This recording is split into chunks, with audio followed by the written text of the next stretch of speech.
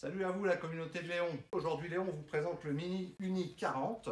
Tools nous a habitués à la qualité de fabrication de ces produits et bien que ces fermenteurs là soient des petits volumes, c'est pas des petites qualités. Vous trouvez le niveau de finition et le niveau de qualité qui a fait la renommée des Unitank.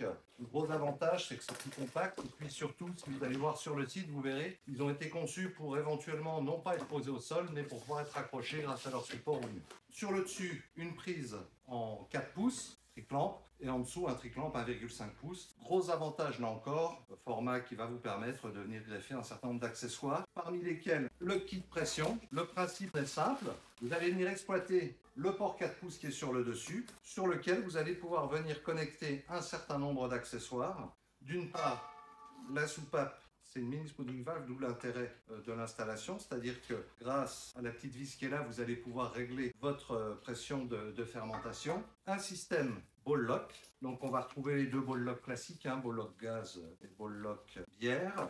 Donc celui-là, je vais le mettre après. Je vais plutôt déjà vous mettre le système de jauge. Alors je ne vais pas vous la clipser, mais vous comprenez le principe. Vous avez une jauge qui va venir se mettre là. Donc vous vous retrouvez avec une installation équipée des différents ball locks qui vont vous permettre à la fois de faire le service, en même temps de venir compléter pendant la fermentation si vous avez besoin d'un apport de CO2. Vous avez ici le réglage d'une spooning valve et comme pour tous les fermenteurs qui sont utilisés en fermentation directe sous pression, vous allez retrouver un tuyau et le floating bowl.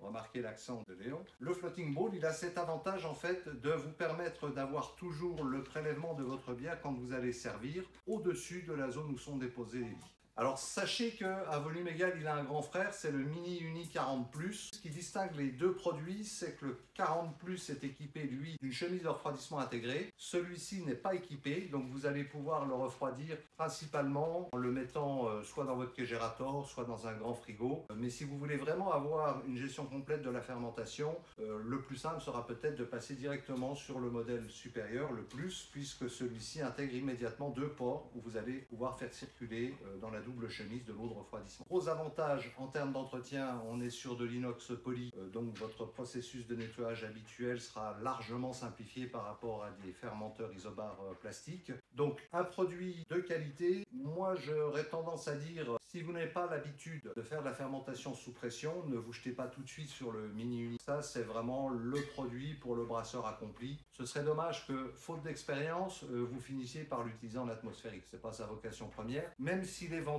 prééquipé avec l'ensemble des accessoires pour travailler en atmosphérique. À bientôt les brasseurs et les brasseuses.